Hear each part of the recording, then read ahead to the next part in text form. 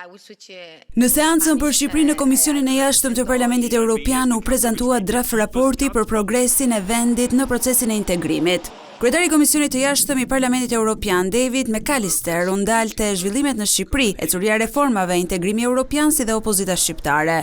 While Albania has opened all negotiating clusters, Shqipëria i ka hapur të gjithë kapituj dhe është në pritje të raportit. Shqipëria duhet të vazhdojë dhe më tej të punojë për të shkuar më tej drejt procesit të avancimit. Çdo vend ecë në mënyrë individuale në këtë proces. Duhet parë ndryshim i madh për qytetarët. Vlerësojmë se të gjitha forcat politike kanë patur interes drejt procesit të integrimit. Inkurajojmë dialog politik dhe më rëndësi që edhe mazhoranca të krijojë hapësira për opozitën dhe opozita të bëhet më bashkëpunuese në interes të popullit dhe të demokracisë. Protestat e dhunshme nuk janë të pranueshme në një shoqëri demokratike. Raportuesi IPS për Shqipërinë ka shprehur shqetësime të forta lidhur me situatën politike dhe të drejtat demokratike si dhe korrupsionin. Zgjedhjet dhe klima politike nuk janë më të mirat. Ekziston një kuadër zgjedhor konkurrues. Ka shqetësime të vazhdueshme për keqpërdorimin e burimeve administrative, pretendime për blerje votash, presion ndaj votuesve, por edhe për polarizim të vazhdueshëm politik, i cili po minon besimin tek institucionet dhe mbikëqyrjen parlamentare. Në javët e fundit situata është radikalizuar, duke u përpjekur të bëhet politik në rrugë dhe jo në parlament. Sa i përket sundimit të ligjit dhe korrupsionit, ne do të mirëpresim që reforma në drejtësi dhe procesi i vettingut të vazhdojnë të ecin përpara. Shqipëria është vendi që ka ndërmarrë hapat më të thellë në këtë drejtim, por mbeten shqetësime për efikasitetin dhe procedurat e gjata.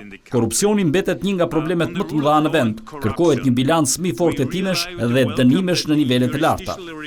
Eurodeputeti Andriy Kovanchev u ndal edhe te çështja ndaj zëvendës kryeministres Belinda Balluku. Hetimet përfshirë ato që përfshin zyrtar të lartë si zëvendës kryeministri duhet të ecin përpara pasi ndërhyrje.